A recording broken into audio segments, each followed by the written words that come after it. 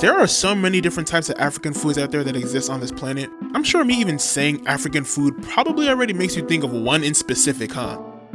Fufu and the goosey. As a Nigerian boy, I've had lots of African foods. And in my video talking about me growing up as an African, I remember someone mentioning me ranking African foods, but instead of ranking them, I'm gonna just talk about them. So,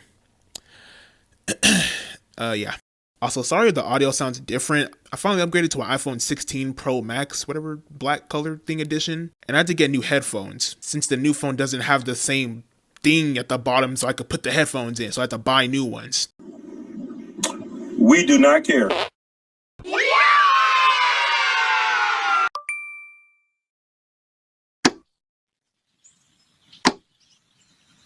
Starting off with the first bit of African foods, we're gonna go ahead and get on with the classics that probably every non-African person has heard of at least once. Jollof rice and fufu. I guarantee most of you watching have probably heard someone say one of those foods, especially fufu.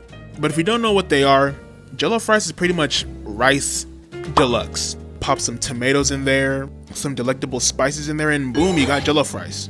Now jollof rice is a classic, but I hate when people make their jollof rice spicy as fuck. But I also hate when it's not spicy. It's weird. I'm not a spicy foods type of guy. Like, spicy food kind of just makes me mad. But there's this sweet spot with the spiciness of jollof rice. If it's not in that sweet spot, I'm just pissed off eating it. Cause why are you so spicy? Or why the f do you taste so boring? Like, I could've just had regular white rice instead of this shit. But hey, at the end of the day, we all love jollof rice. Except my brother. He's a fraud though. He's a fake African. And fufu is just crack, mix it in with some starch, and yeah, you got fufu that you eat with different soups and stews, which, speaking of. Next, we're gonna go ahead and talk about different types of soups and stews. Oh man, where do I even start? We got the classic red stew, pepper soup, egusi soup, okra soup, vegetable soup, or efforiro.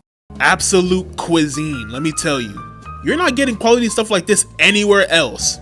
My mom and dad, they cook their food like their life depends on it. It's like while they're cooking, they just sprinkle crack and Fent into them. I'm taking all of this over some gourmet cooking. Gordon Ramsay himself could cook me a dish and I'm still taking fufu and vegetable soup over it. It also feels kind of weird pronouncing vegetable soup and pepper soup so properly, because ever since I was legit to this day, I've said it the way my parents do, which is pepe soup and vegetable soup. When I say I could legit just live the rest of my life eating only these soups with some rice and fufu, I genuinely mean it. Some rice and red stew have gotten me through the worst times. But there is one problem that comes with some stoops, okay. But there is one problem that comes with some soups and stews, which is goat meat. I hate goat meat. Everything about it is just disgusting. The smell, the taste, the texture. Ew! The amount of times people have heard that I'm African and their immediate reaction is to mention how I like goat meat is so dumb, because I hate it. My mom will sometimes put some goat meat into the stew that she's making, and me not being able to tell the difference between the way chicken and goat meat look, I'll pick up a piece and have to find out the hard way.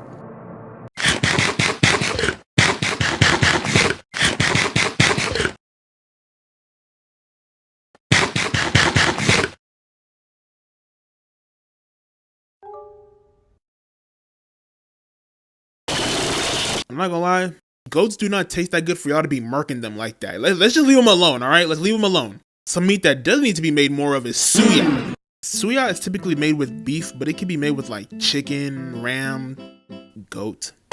You pretty much put the meat on a skewer and pour this spicy ass seasoning called yaji, then grill it. I know I mentioned not liking spicy foods, but this is an exception. My mom has this suya plug who she buys from every time it's a holiday, and when we all get together and eat, there ends up never being any suya left. Probably because my brother and sister be tearing that shit up before I can even go for seconds. That's top tier meat right there. Which, speaking of meat, yeah, yo, we got meat pie and sausage rolls.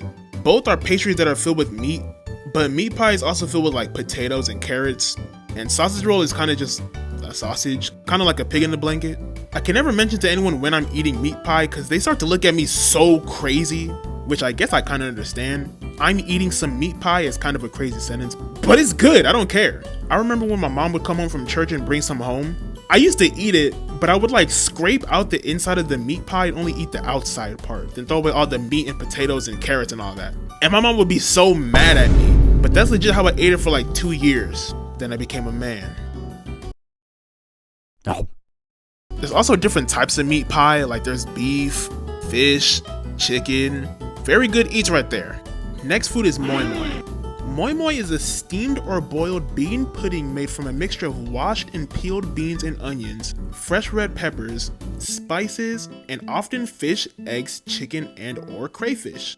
I had to look that up, I'll be honest, because I had a very complicated and confusing relationship with moi moi. When I was a kid and my dad offered me some moi moi, I looked at him like he was the Joker trying to play another foolish game. I was not about to eat this blobfish that he just offered me. What are you, crazy? Like, can we be serious right now? And from then forward, I just never ate it whenever it's presented to me. But fast forward to present day and it's like 3 a.m. I haven't eaten since like 2:30 p.m. so my stomach sounded like the regular show intro. So I go downstairs and open the fridge. Lo and behold, I see a humongous container just filled with wrapped up moi moi. And at this point, it was either I ate one or I ate half a container of queso. No chips, just queso. So I microwaved it, cautiously took a bite, and it was actually really good. I couldn't believe I've been missing out on greatness this whole time just because I thought it looked like a blobfish. That day, I learned a very valuable lesson. Never judge a book by its cover. Don't be a judger. Don't be a judger, bro. Don't be a judger. Let God, leave it up to God to judge a motherfucker. Moi moi is now like in my top 5 favorite African foods of all time. And then to top it off, we got chin chin, which is like a fried dough cut into squares. Amazing. Puff puff, which is deep fried dough balls. Imagine a donut hole, but better. And we got beiju, which is the only consumable coconut cookie out there. I actually didn't notice, but beiju is actually pretty known in Brazil under the name bijus or tapioquinhas? Quinhas? Yeah. But that's it for this video. I really don't know why I made this video. I'm kind of just hungry, so I'm just talking about some foods. Have you tried any African food or want to? Leave a comment below. Like and subscribe if you enjoyed. And hopefully I'll see y'all in the next video. I'm gonna go eat some moi moi now. I think we still have some downstairs. So, yeah. Bye!